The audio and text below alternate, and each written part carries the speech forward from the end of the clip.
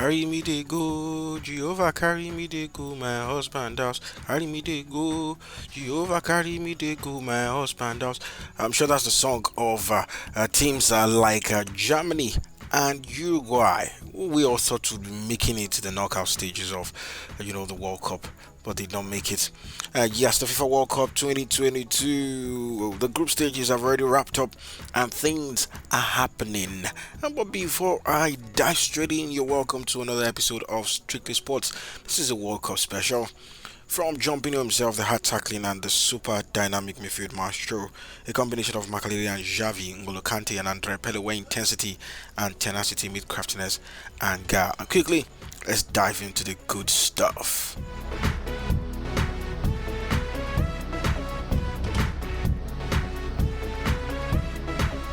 Alright, it's the World Cup, and some big teams have already bowed out. They're probably at the airport now booking their flights, or probably at home already.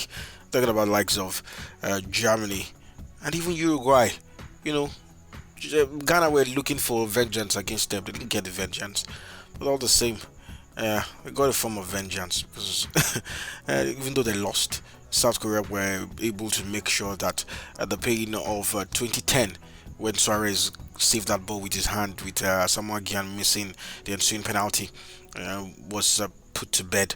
Okay, let's start quickly from Group A for the teams that made it through. Netherlands topped the group with Senegal finishing second. Ecuador third and Qatar fourth. So first and second are the ones that made it through. And then Group B, England number one with 7 points. Yes, for Group A, very quickly, Netherlands at 7 points, Senegal 6, Ecuador 4, Qatar the hosts. And them carry the class for head, 0 points. And then England 7 points and number one for Group B. And then second, USA 5 points, Iran third 3 points, Wales fourth 1 point. Waited for how many years only to get just 1 point, eh? And then in Group C, Argentina puts them behind the disappointment of losing to Saudi Arabia in the first game, and they top the group with 6 points. Poland with 4 points. They and Mexico actually had 4 points, similar goals scored and conceded, but they defeated Mexico on fair play, having a lower number of yellow cards compared to Mexico. Saudi Arabia, bottom of the group with 3 points. In Group D, France top the group with 6 points, same as Australia, but with better goals difference. Tunisia third with 4 points, just wasn't to be for them.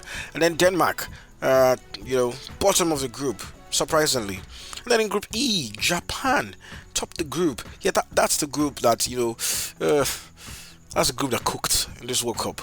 The group that actually cooked some really good food for us. Japan, 6 points. Spain and Germany 4 points apiece. Spain won 7 in their first match, so they had that goal difference advantage. Costa Rica, bottom of the group with 3 points. At a point, Japan and Costa Rica were going to go through to the next stage. But Germany were able to bounce back and needed Spain to score a goal. Spain didn't. Germany on their way home. In Group F, Morocco with 7 points top the group. The first African nation since Nigeria, or let me just say the second African nation to top their World Cup group twice. I think that was in '86, their first time, and then this particular one, Nigeria, the 2 times Nigerian teams topped their groups, where I think the World Cup in '94 and '98. Not very sure of that particular stats, but I'm sure that both teams, the 2 African teams that have topped their groups twice at the World Cup. Belgium, they don't 4 points, and then Canada. Alili, the goals. Then in Group G, Brazil, yes, 6 points. Switzerland, 6 points as well. Cameroon becoming the first African country to defeat Brazil at the World Cup. Vincent Aboubakar becoming the third African to score against Brazil at the World Cup. He got a second yellow card for pulling his shirt.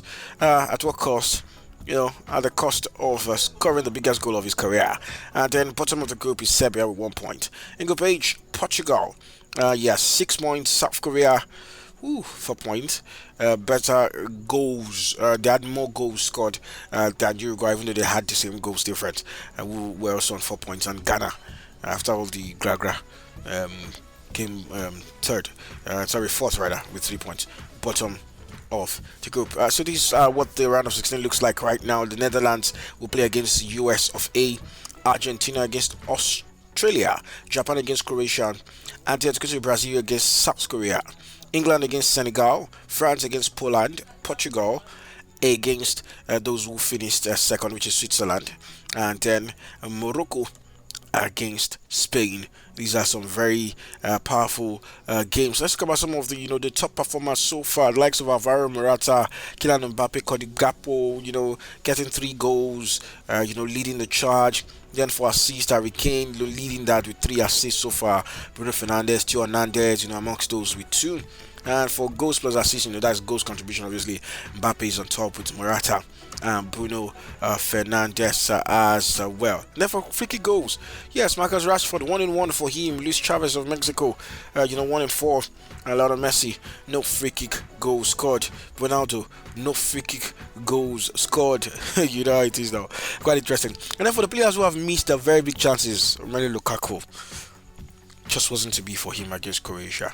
It came on, in the second half and missed, lots of chances. So far, 4 big chances alongside Kylian Mbappe, Lewandowski, 3 big chances missed. All right, so that's that for that particular one. And for tackles per game, interestingly, Eduardo Camavinga has one person, 11 tackles per game, is on the top of that particular chart. And then for clean sheets, Wojciech Szczesny, 2 clean sheets, Tobacco Tour, even though he's going home, 2 clean sheets, address, and Noppert as well, 2 clean sheets.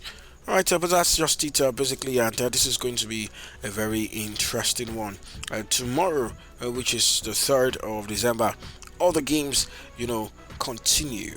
We're talking about the knockout stage of the World Cup, the round of 16. So that's it. Basically, a summary of the things that happened during the group stage. Every other thing I missed there, I'm sure you'll find it there somewhere if you dig deeper.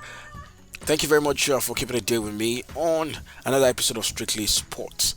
Yes, this one I had to quickly rush through it. It's been a wonderful time, talking sports with you once again. Something I love doing. Don't forget to spread kindness around wherever you find yourself. Bye for now.